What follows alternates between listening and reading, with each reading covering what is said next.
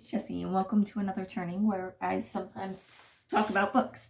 I know I said my next video was next vlog was going to be a Reading Like It's 2016 vlog, but I forgot about the Trans Rights Readathon, and I love doing the Trans Rights Readathon because consistently queer books get higher ratings for me, so why do I ever read something that isn't queer? So that's what this is going to be, and I'm going to choose specifically from books I already own. So I have 10 books, actually 11, I'll talk about that in a second, that I already own and haven't read, either physically or on audio, by trans, non-binary, gender expansive authors. So I'm going to pick them at random from these little paper stars that I've been making, because I like having something a little concrete to help me. To give you an idea of some of the options, these are the 5 physical books that I own, and then I have 5, technically 6, we'll talk about that in a second, that are on Libro.fm. But I'm not going to draw one just yet, because the first one I'm going to actually read is Queen of Faces by, I don't remember the author, I will have a book here, because I already started that one, so I will finish that first, and once that's done, I will pick one of these to, read next. Here's the thing with Queen of Faces. I had started it, wasn't super feeling it, it's YA. So I paused it for a little bit to give myself a little bit of a break, and now I'm coming back to it. The premise here is that we are in a fantasy world where people can move their souls between bodies. And it's just kind of a normal thing you do if you're injured, if something's wrong, whatever. However, can y'all hear that? However, classism, so it's easier for wealthier people to have access to bodies. Our main character is a young woman. Sorry, hopefully things haven't shifted too much. Somebody started very loudly and angrily knocking on my neighbor's door. I didn't tell you what I was drinking. This is the Air Gordon pumpkin porter from Virginia Brewery, and it's fine. It is very light for a porter. I don't know what the actual requirements are, but it's fine. It's kind of nice. Anyway, Queen of Faces. So yeah, people have the ability to swap bodies.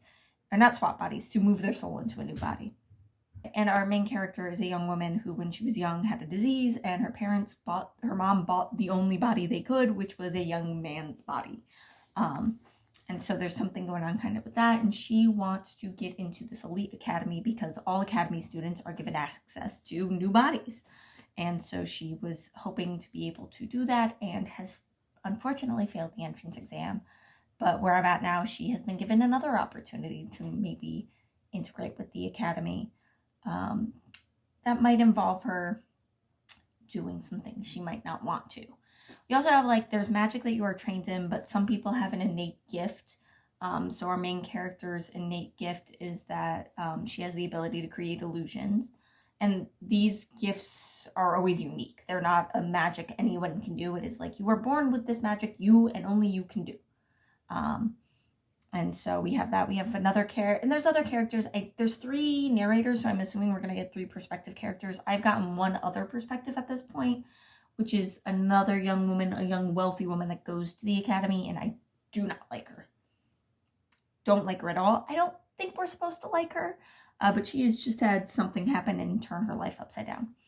I'm going to see how far I get into this. I think it's a good book, but YA fantasy is just not a genre I read a lot of anymore, which is part of why I'm doing this, because a lot of the books I've picked up are YA fantasy on my Libro.fm. I have a lot of YA fantasy on there that I really should work on clearing out, because I don't really like YA fantasy, but I see the synopsis and it sounds cool and it's queer and it's... So I will let you know what I think when I finish Queen of Faces. I don't feel a need to do a mid-book check-in, especially because I'm hoping to get through 4 or 5 books this video, so I'm not going to belabor things too long. I will see you when I finish. Hi, welcome to my kitchen. I'm trying a new recipe today. It involves eggplant. I don't think I've ever cooked with eggplant, so I'm a little nervous about this. But my lovely husband said he wanted to try some pasta alla Norma, which is basically just pasta with eggplant. I don't know why her name is Norma, but, we respect it. I finished Queen of Faces, and I liked it. I haven't done my rating yet, so, you're going to have to bear with me and just whatever estimate I give. But I liked it. I didn't love it, but I liked it. I think like YA fantasy is just a hard sell for me, no matter how well executed it is. But so the world building is incredible. I do want to make a comparison here, but I'm not going to, because this is the trans rights readathon and that woman deserves not even a thought right now. But I will say the comparison would be very favorable to Queen of Faces, and I think any inspiration that's there is intentional for the point of criticism. And that's as much as I'll say on that. So here's what I really loved. I loved the world building. We have this very well-established world with a very interesting history that we get bits and pieces of. The relevant parts, I think, are that one, there is like this ancient history that there was some sort of, the somewhat typical thing of like many years ago, there was this civilization that was like paradise and perfect in every way, and something caused it to fall, and we're still recovering some of the technology of that time. Then you have more recently, there are two kind of pieces. There was a war between the nation we're in and this other nation, and that other nation was defeated, and one of the things they did was they took away their knowledge of their language. Like, they just erased the language from their minds. Insane. I'm hoping we get more on that, because that was kind of in the background. The other thing that's more pressing is there is a woman. So this world, magic was secret in this world, and Paragon is the secret magic school. You see the thing I'm not saying. And people didn't know about it, and there's a woman that went mad and revealed magic to everyone. And she's kind of the villain of this book. Not that we see that much of her, but she's the villain. And so we have that, and we have our main character, Anna. She is the one that is the young woman, or that is kind of trapped in a man's body, like quite literally. And then the other character we follow is Wes. Now, Wes was from a powerful family and was ousted. So ousting is this thing with, if you are in a noble family, somebody can like challenge, or you can have a family member, in Wes's case, his mom very intentionally did it, kind of challenge to have you removed, and somebody else can challenge you, and basically if they win, they take over your life. Like, literally, you swap bodies and take over your life. So Wes has just lost his life as the daughter of this admiral. And so now somebody else is living their life. And it's so interesting. The plot here, we're following Anna as she kind of gets pulled in to work as a mercenary for this guy, and in exchange she gets to go to the school. And it's so interesting. I had a really fun time with it. And there's also this whole like found family element. And my big problem though, and I am going to say there is a critique I have. One, I don't think the characters are explored as in-depth as I would like. There are some incredible things, like in the magic system, if you have your own, like, I'm going to turn this off because I can't. If you have your own ability, some magicians have like an innate ability that's unique to them. And there's this thing where you can develop new branches of your magic. And to some, this is like leveling up. To some people, this is like, it makes it extend a further range. It makes it more powerful. Some people just get like a different ability that's related, but not quite the same. And these are incredible because it's like these, it is a little deus ex machina, because they tend to happen at these moments where the like characters really need somebody to something to happen and help them out, but also they're these really good, they happen at these like good pivotal character building moments, and it's so good. I really like that. So for the most part that was really fun, but I don't think we ever really get deep into the characters. I think we are told and we learn about them, but we're very told about them. We don't always see those moments. It's a lot of telling us the conflict, which I don't love. But I dealt with that. I think I kind of expect that in YA. The bigger problem I had is that the pacing of this was weird. It was just action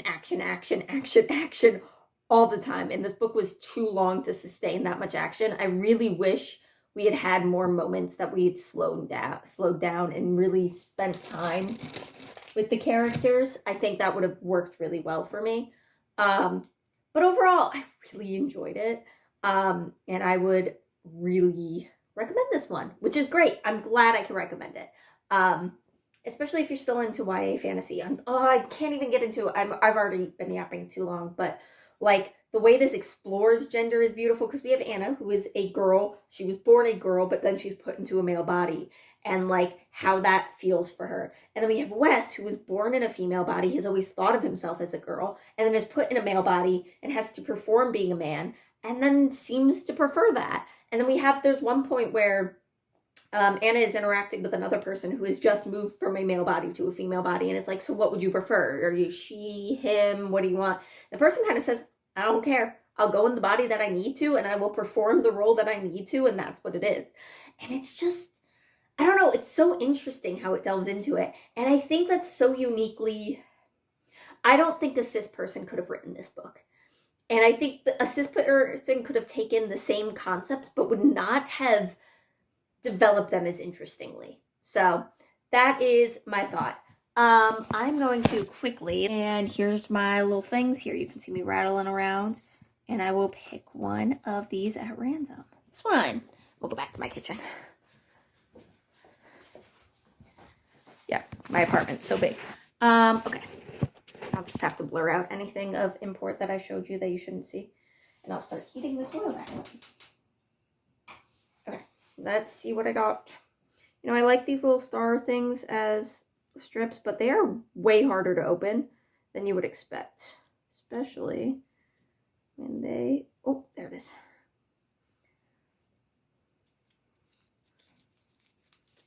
I'm hoping, so the words will be towards you. I can't see if they're right side up or upside down. It looks upside down. Oh. That's Akwaeke Emezi, isn't it? Yeah. This is Somalian by Akwaeke Emezi. I keep trying Akwaeke Emezi, and they keep just not working for me. But I have an audiobook of Somalian, so I guess that's what I will be reading next. I wish I was more excited for this one. Akwaeke Emezi hasn't worked for me much.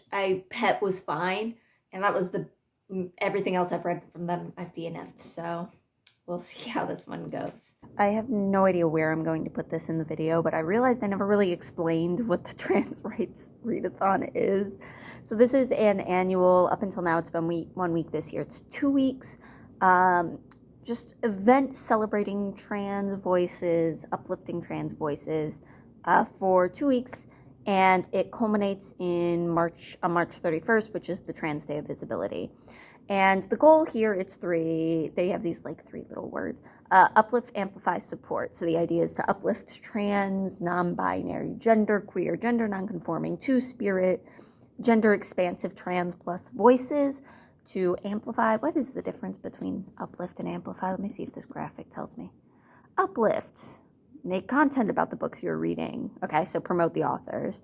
Whereas amplify, read, support, review, and spotlight. That feels like the same thing. Oh, so like uplift is more about the authors, amplify is more about the characters, I think, and then support. So financially supporting organizations. And I'm finding the name of the charity now. Oh, every book I read, or at the end of the readathon, I will be donating $10 per book. I think I said $5 originally. I think I'm going to make it $10 per book to the Casa Brumar Foundation, which is a grant and scholarship and whatever fund for LGBTQIA plus youth. And just that'll be what I do. I will leave a link down there if you would also like to donate. I will also leave a link to the Trans Rights Readathon website, which has all sorts of resources for lists of books you can read, lists of authors, lists of charities, things like that. But I did this last year, really enjoyed it. I'm doing it again this year, and so far enjoying it. And just wanted to make sure you knew what it's all about. It's all about uplifting trans plus voices and celebrating queer people, queer authors. So yeah, anyway, back to the books. If you've never been in here before, welcome to my closet. It's where I hide when I want to film and not bother my husband.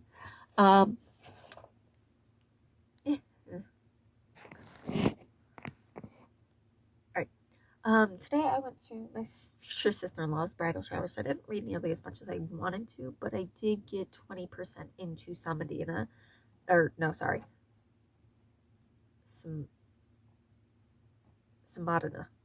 Somalian, sorry, trying to pronounce it right. I got 20% into Somalian, which is the name of our titular character, and she is a twin, and we are following her and her twin brother and she has an older sister too. And in this world, about a generation ago, when their parents were young, there was like a war, and the gods helped end the war. But part of the consequence of that is that everybody got magic, and some people died because they couldn't handle it.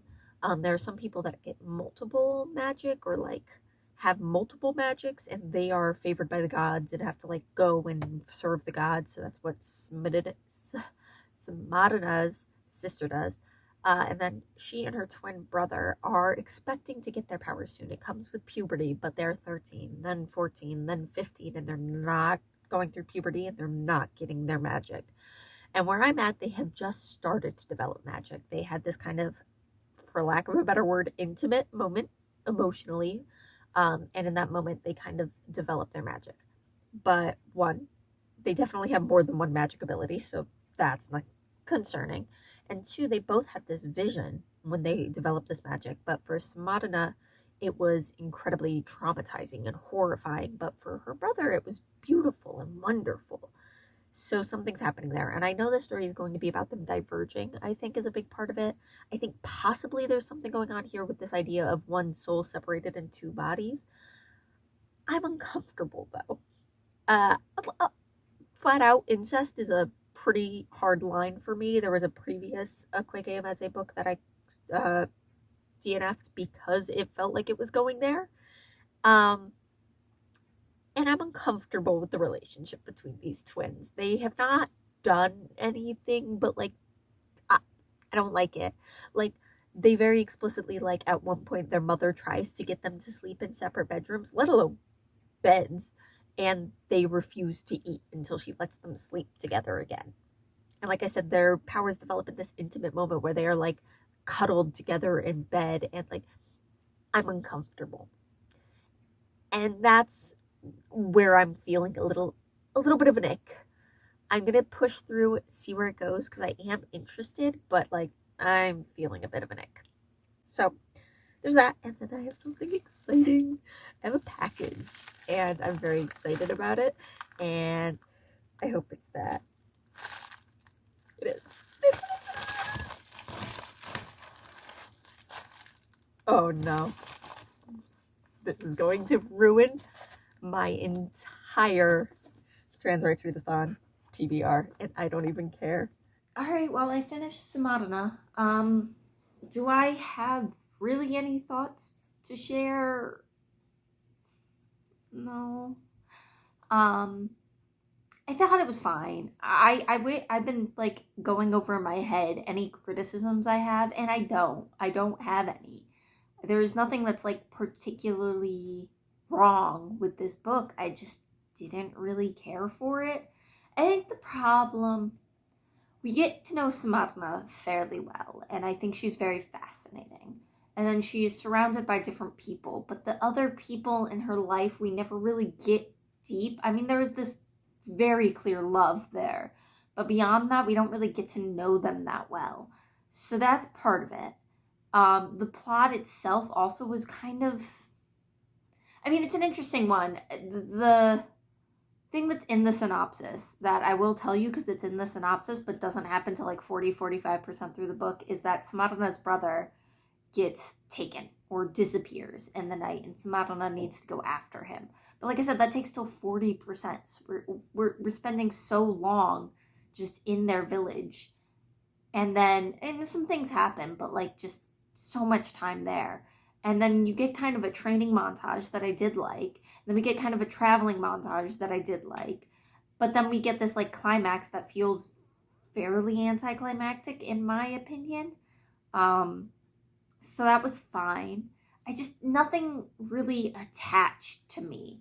Or I didn't get attached to anything. The world is interesting, but we don't get deep lore. And I don't know, to be fair, this is clearly inspired by African, I think the description says Western African, specifically folklore. And that's not something I know that much about. So is it a case of, if I'm reading European fantasy and it brings up dragons, or it brings up a Pegasus, I know what that is. And is that what's going on here, where there are these things that to me feel surface level because it's something I'm not familiar with, but wouldn't if I was more familiar with that culture? I don't know. As I was saying, it didn't quite click for me. And I don't know if that is my cultural understanding or the book itself, you know. That said, the themes are incredible. There's really deep understanding around family and community and the way family can hurt you, but also the way family can be there for you, and forgiveness, self-forgiveness, and forgiveness of others, and where the line is where that forgiveness is no longer possible, and things like that, that I think were really interesting and really beautiful to explore. So overall, I would recommend this book very highly. It just didn't work for me. Now, I'm sure you all were very excited to see me keep pulling tabs and picking random books to continue, but unfortunately, something has come into my life to change that. So I'll be reading You're No Better next. I think I already kind of gave the synopsis, but this is my understanding is this is much more of a thriller than it is a horror from Andrew Joseph White, and I am, as I am with all of his books, hesitant and yet excited because I'm not a thriller person, but it's Andrew Joseph White, so we'll see. But I will start this tonight and probably give you my first thoughts sometime tomorrow.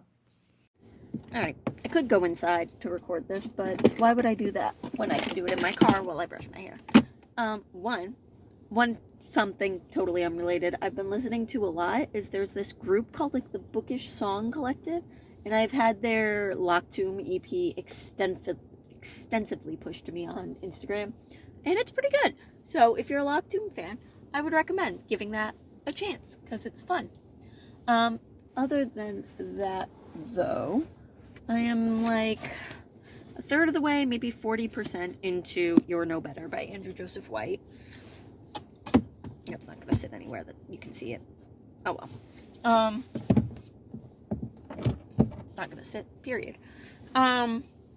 So I want to be clear before I talk too much about this that this is an ARC. So ARCs are advanced reader copies, and they are not the finished proof. So I'm reading this in March, and it doesn't come out till October 26th. So, I think that's October 2026. October 20th, 2026. And so there's still editing that'll be done. I don't know how much of what I'm going to say is from the final cut. Generally speaking, though, ARCs, they're meant for promotion, so they are pretty close to the final. The only thing I won't be doing is giving exact quotes, because they say not to do that. So, like I said, this is about Morgan. He's an autistic trans boy, and when he was 10, he turned his dad in for committing a bunch of serial murders. Oh god, the garbage truck is coming. Okay, well, that's just going to be happening.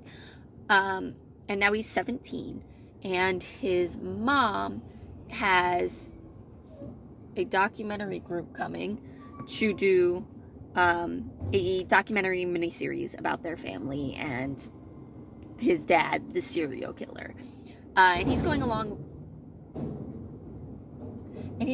with it because if the recycling, is that all right? Yeah, that was our recycling bin. Okay. He's going along with it because if he does, he will get his trust fund at 18 instead of 25.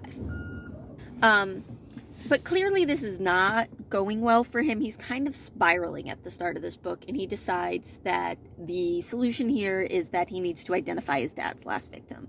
His dad has been attributed to 51 murders. 50 of them have been identified, and the 51st, the final one, is a Jane Doe. So Morgan feels quite a bit of guilt about what his father did. We know at the beginning of the story that he was in some way involved, but we don't know the extent of that involvement. So in some ways, this is a way of assuaging that guilt. And we have some other characters. There's Alyssa. Alyssa is the daughter of the police chief that was in charge of the investigation into these serial murderers and eventually ended up losing his job over his obsession. And then we meet Felicity, and Felicity is a podcaster, and they are kind of blackmailing Morgan into participating in their podcast about his dad. And they are helping Morgan identify Jane Doe because they think if they, for Felicity, if they identify Jane Doe, that'll make their podcast stand out. So these are kind of the pieces that are going together. You've got this podcast, you have this documentary, and you have Morgan's very complicated relationship with his mother. And this was a struggle for me at the beginning. Morgan is not a likable character, not an enjoyable character to be in the head of. He is aggressive. He is uncomfortable. There's a lot of things in the publicity, in the publicity and the lead up to You Weren't Meant to Be Human, where Andrew Joseph White talked a lot about Crane as this bad person, that you are not really rooting for him and how difficult it was to follow him. And I didn't feel that when I read it. I found Crane very sympathetic. I found him, honestly, dare I say, relatable. But everything he said, that White said about Crane, is how I'm feeling about Morgan. I'm just finding it very hard to connect with him.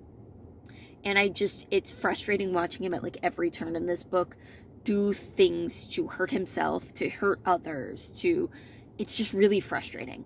I've come to empathize with him a lot, and I'm enjoying that process, but it was a tough beginning for me. And it was really that moment he met Felicity that it kind of shifted, because Felicity is blackmailing him. The relationship they have, if you can call it that, is one built on mutually assured destruction. It is on this very front and center manipulation. And I just found that kind of refreshing compared to the hiding and awful manipulation that was still going on with other characters. Like, in particular, Morgan's relationship with Alyssa, I think that's her name, that might be the wrong name, is really tough to watch. Like, really tough. So that's there. What I'm really loving, though, is this is a DC book. Now, it's a very particular look at a very particular section of DC. Like, we're in, like, Eastern Market, Navy Yard, Smithsonian. Like, we're not crossing the Anacostia. And so it is a very particular look at a very white-collar part of DC. But I'm loving it. Morgan loves the Metro. I love the Metro. Not as much as my husband loves the Metro. Let me tell you, there are things in this that Morgan thinks and says that I only understand because of my husband, who is a freak about the Metro. Like things like every time Morgan gets on the Metro,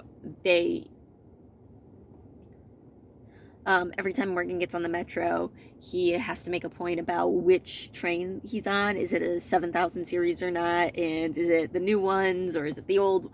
And quite frankly, I wouldn't know what that means if it weren't for my husband, which might be a downside of this book to most people picking it up. I do think there are some moments of like Morgan's special interests that get embedded into the book and not in a way that makes it understandable if you are not familiar with those things. But I also kind of find that endearing. And I get it. Like, I am also a girl that will wait at Metro Center an extra couple minutes to take the orange line instead of the silver line because the orange line is better. It just is. So I get it. But there's that. I do think that's one of the things I find that people might struggle with. One thing I'm not liking that I'm kind of hoping in the finished proof is different is that there are excerpts from like news articles and Reddit posts and interviews and things. And there are occasionally, and now I'm not going to find it, points where we are given dates. And the dates are given without giving actual dates. So instead of like, it was like 1 year ago, 2 years ago, instead of being like 2022, it'll be like 20XX, 19XX, things like that.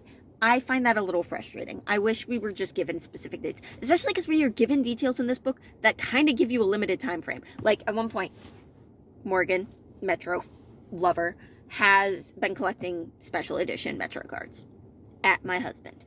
I get it. And they have the special edition Silverline expansion Metro card. So this is like got to be post like, what was that, 2023, 2024? So it's got to be like post that because that's when the Silverline expansion happened.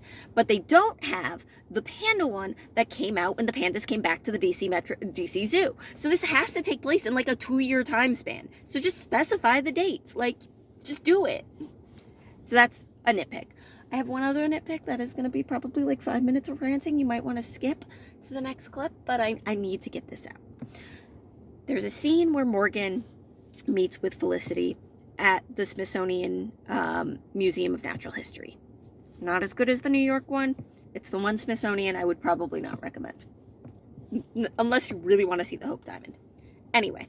And he likes going to the underwater section there because he likes aquariums, but his parents would never take him to aquariums. So the best thing he can get is going to the Natural History Museum and hanging out in the underwater exhibit where there's like one fish tank and there's a bunch of like taxidermy fish and fish in like formaldehyde and things. And it says like explicitly, it's the next best thing he can get besides just going to a pet store and hanging out in the fish section, right? BS. If you go to the National Zoo, the Smithsonian National Zoo, there is an entire fish area. It's the Amazonia section. There are giant, massive fish tanks full of giant, massive fish. That is much closer to an aquarium than whatever is going on at the Natural History Museum. And this really bothered me. Like, more than it probably should. This is definitely a nitpick. And for, like, the purposes of what's happening in the story, the Natural History Museum makes sense because it's closer. And if you're meeting a friend, you want something more convenient. Woodley Park is kind of far out there.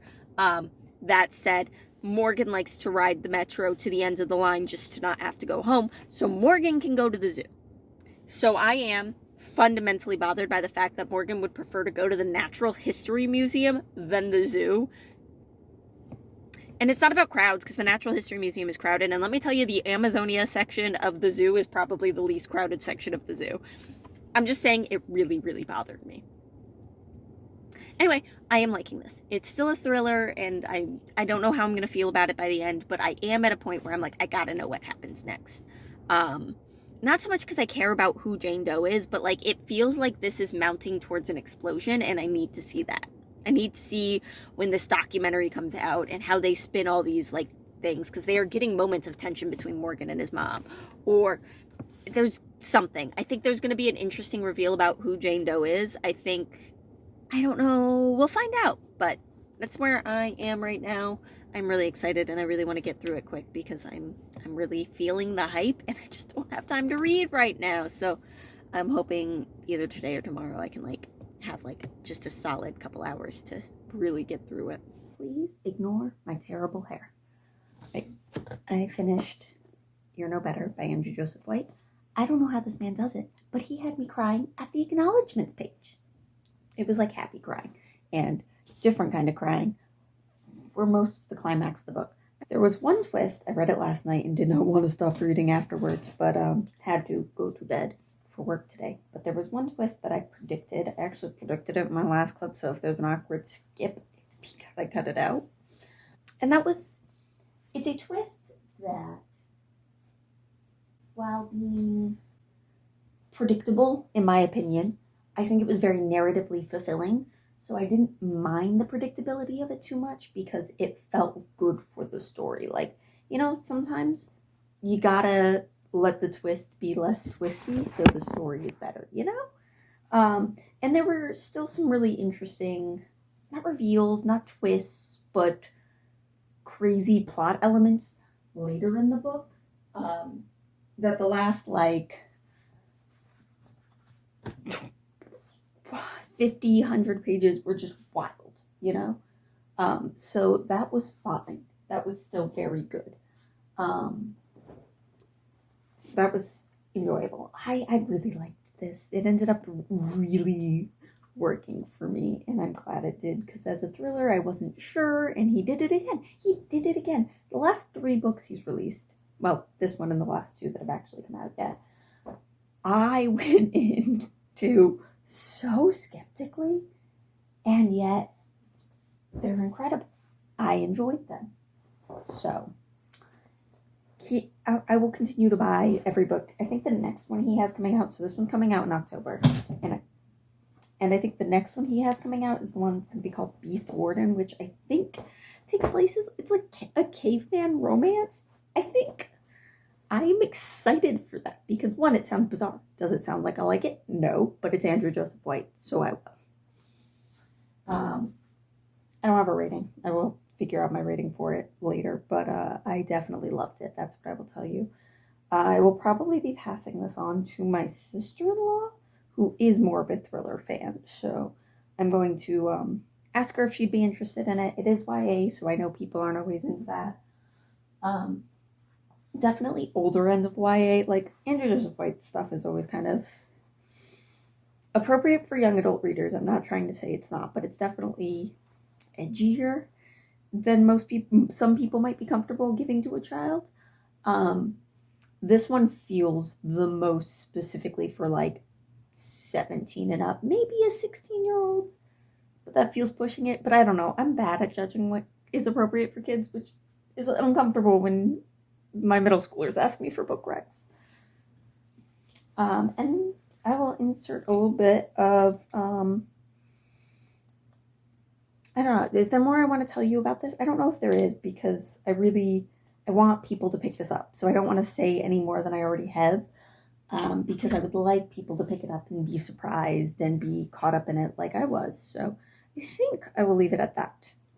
I will insert footage here. I picked my next book already because I thought I would finish this before work and be filming my clip out at work, and I wanted to have the next book. It doesn't matter. But the other book I picked is Dragonfall by LR Lam. Lam? I will check. I was kind of hoping for another audiobook because I could probably have squeezed 2 audiobooks in, or if I got a shorter book.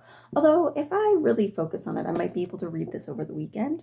So, this is, I have no idea what this is about. Dragons, I assume. Thief Arcade. Wow. We have a stealer and a dragon, and yeah, I have no idea. This was not given to me. A local bookstore that last year I did like a suggest books for me surprise book bundle package, and this is one of the books that they put in there. So, and I didn't get to it, so I will give it a shot. Hot take from me before I get started on this. I'm not a huge dragon fan. I am very selective about the dragon books that I like, so we will see how this turns out for me. Right. Honestly, I'm not that far into Dragonfall yet, but I figured I'd give you my first update on it because I don't know. Oh, not me almost exposing myself. 2 quick things about You're No Better. What were they? I wanted to say things. Oh, 1, Andrew Joseph White includes an author's note at the beginning with content warnings. Fully on board with that. Super pro that. That said, if you are not somebody that normally needs content warnings, I would maybe skip it. There are some kind of spoilers that I think do break the tension towards the end. Still a fantastic book. I read it. I still really enjoyed the book, but it might be helpful for some people to skip that. And the other thing is I was going to give you my ranking for all of the AJW books that I've read. All of them. All 5. So give me a second to get those in order for you. So I think now that I've read these 5, and will continue to do so. I love that the first time I read Andrew Joseph White, he only had 1 book out, so I can continue to stay on top of his releases.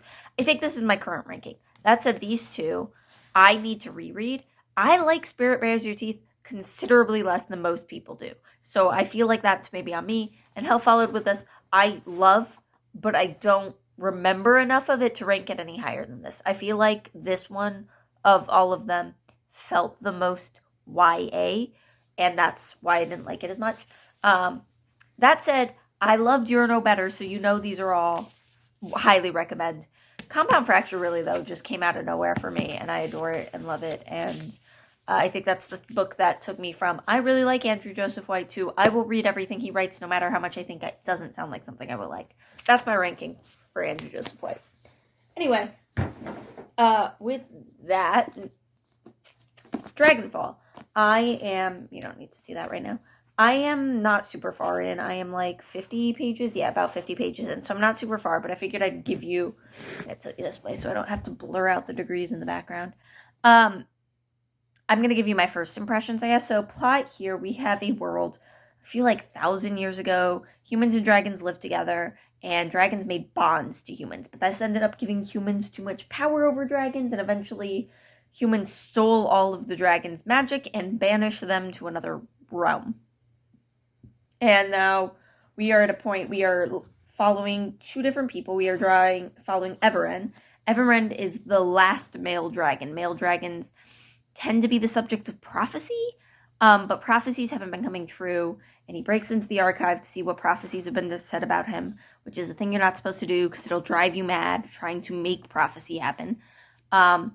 And he sees a prophecy that's basically like, follow this light, and he does, and he ends up teleported to the world where humans are. And then the human we are following is Akwaeke. Does it say? No, it's not using pronouns. The only pronouns we have had for our Katie so far have been from their perspective, first person, and then when Everin thinks about them, using second person. So we've not gotten their pronouns. So I'm gonna use they them until I am given another thing. Arcady is the grandchild of a powerful mage who was arrested and accused, maybe falsely, of starting this plague that's still sticking around and causing problems. And they want to now kind of redeem their grandfather, but also wants to get into this like powerful mage college. And that's kind of their motivation at the moment. I'm not loving it. I do have the audiobook, which is helping get through it faster, so this is probably going to be something I read kind of quickly, or DNF. It's not... First off, it is doing that epic fantasy thing where there's just not really a plot yet. We do get some prophecy stuff. We know at this point it is pretty paramount that Everin figures out how to get back to his world, and I don't feel like this is spoilers. I don't know if it's on the back. I think there is a pretty clear implication that he is meant to unite these two realms back together, or else the world he is from will be destroyed. So there is that, but like there isn't anything clear about how. And also, like I said, Arcady's plot at this moment is a little too similar to the Queen of Faces, so we'll see. We'll see where I go with this, but right now, not super feeling it. The other thing is the writing. Now, it's really great. The two perspectives are very clearly different. I love that. I love that we can tell. I mean, each chapter starts with the name of who we are getting. There is a distinct style difference in their writing, how they read, and I like that. That's good. But both of them are reading very teen. Teen Boy, as you know, may or may not know, is my least favorite perspective, unless for some reason it's Andrew Joseph White writing Teen Boy. But I just, the dragon is very like immature and like I need to be important, and the human is also just, I don't know, there's something in the tone of their perspective, Arcady's perspective, that like I don't love. But there are moments, like here's a part where the dragon, Everin, is thinking about so he's the last male dragon. So he's thinking about like humans. He's working with these humans. And they're talking about how when it got hot, everybody took their shirts off. And then he's talking about specifically any with mammary glands were tying themselves up. And he was like, it was strange, as one raised among only females, to find myself among a roughly dimorphic society. What did it mean to be male in this land? To not be the only one? What was masculine or feminine? They did not act notably different in my eyes. Gender was a language I had not learned to speak. And there's something about that I really like. So I do think this is going to have some interesting gender stuff. There's also things with like the priesthood are all gender neutral in this world. So I think there's going to be interesting gender stuff going on in this. I just don't know if I care yet. And I'm only 50 pages in. I am speaking very soon on it. But at this point, I'm just like, I don't care. But hopefully it'll get a little better. So I will update you maybe partially through, but probably when I'm done or have given up, whichever happens first. Good morning and happy Trans Day of Visibility. I think I might actually get this vlog out today because I've been editing as I go, which I think is what the real YouTubers do. So good on me, I guess. This is not the clip I thought I would be filming, to be fair. I thought I'd be coming here telling you all about how I'm softy and effing Dragonfall because the Readathon's over and I have to read my book club book, but I don't have to say that. I finished it. I came back from work yesterday and just like binged the last like 150 pages of this. I think this is a good book. I think this has a lot of broad appeal and most people will really like it. It's got a lot of things that I think most people really like. It's just some things that I found I don't personally like that much. In particular, Arcady. So Arcady, for the record, is like 20, not a teenager, and also uses any pronouns. There's actually this neat thing. The world building here is actually really interesting. There's, you know how a lot of fantasy worlds have like common, like a language that's like what everybody uses. even if you have your own cultural languages. So in this one, they have trade, which is actually a form of sign language, which is really interesting. And one of the things you do is anytime you introduce yourself, while you're giving your name, you also include a sign for what pronouns you like. He, she, they, any. And there's a special like flourish you do if it's supposed to be like honorific. So not all of the priests are they, them, but they all have an honorific. So it's like capitalized in the narrative. So that's interesting. And so we do eventually find out that Akwaeke uses any pronoun. I need to look and see if LR Lam has said anything about it, because I can't quite tell if it's meant to be a gender fluid expression or if it's something else, because there's this beautiful passage where Everin and Akwaeke are talking about Akwaeke's gender. Everin is talking about being the last male dragon and the only male dragon, and how that puts an expectation on him that he doesn't like. Very specifically, he talks about being a male, he's considered dangerous, on the verge of losing control, and Akwaeke's like, do you believe masculinity is always violent? Which I think is beautiful, because like patriarchy hurts everyone. Toxic masculinity is a whole thing, and like this idea of performing masculinity requires anger or violence or aggression is really interesting to dive into, and it is something that I've heard trans men express, is like this idea of cruelty being innate. It actually does go back to You're No Better. Talks about that a lot, and this idea of being a man inherently requires violence. Anyway, but then Everin is expressing that he's jealous of the fact that like Akwaeke can flip between genders in expressions. I was never, and then Akwaeke says, I was never drawn purely to femininity or masculinity. Neither felt like me. It's like being at a banquet. Why would I limit myself to one food when there are so many other options on the platter? I get to consume what pleases me and my taste and no one else. I know what I like and what I don't. I don't know. Gender is both so important and yet inconsequential in the grand scheme of things. The more you think about it, the stranger it all seems, trying to unpick what feels innate to you and what is put upon you by others. But I'm glad that here you can live as you wish, more or less, at least in that respect. And I think that's really beautiful, is this idea. I do think it's complicated because gender is so tied in society, but also in what you feel, and trying to balance those and figure out what is the gender that I'm expressing because I feel that I should express it, and what's the gender that I'm expressing because I feel like society's put that on me. And if I am a woman, am I expressing femininity because of the way society, again, You're No Better also really gets into that with the idea of like, he's a man, but he likes wearing skirts, and how is that? And is it they like wearing skirts, he likes wearing skirts because he's been raised and conditioned to wear skirts, or is it because he likes it, you know? And it's so delicious. So I did like that. That was a tangent. I got off topic.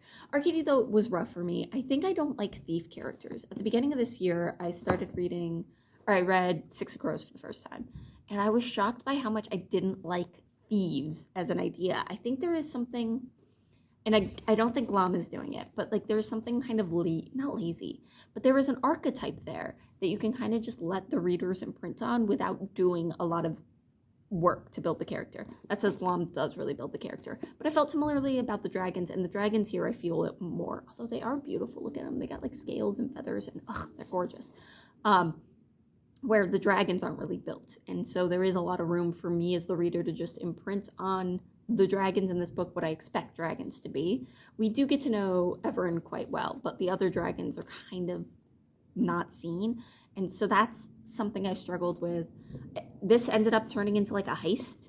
I'm not a heist person, so the plot was not what I was here for. The characters, though, I came to really love Everin and Akwaeke. There is an enemies to lovers romance going on in here, and that's really what sucked me in that last like 100 pages or so, was just like, are they gonna kiss? If they do kiss, what's gonna happen? So that's fun. So I think people will really, really like this. I am a little worried because I don't know how many books, because in the back of this, it says it's a trilogy. It says right here, it says it's the Dragon Scales trilogy in the author bio. And then here it says Dragon Scales series, and on Storygraph it says duology, and on Lam's website it says series. So there's a second book out. It came out in 2025. It came out last year, Emberclaw. And I don't know if that's the last book, which is great. I love a duology, or if I'm gonna read that and then be like, I don't know. But I am excited to say I liked it. And that's the readathon. I had a fun time. I always have a fun time with this. I didn't really, I mean, there was one winner, but it was a default. I knew it was going to be a winner.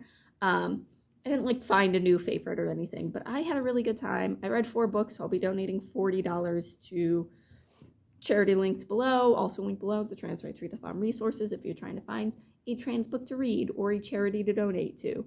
That'll be linked below. And that's going to be all from me. Love y'all. Bye.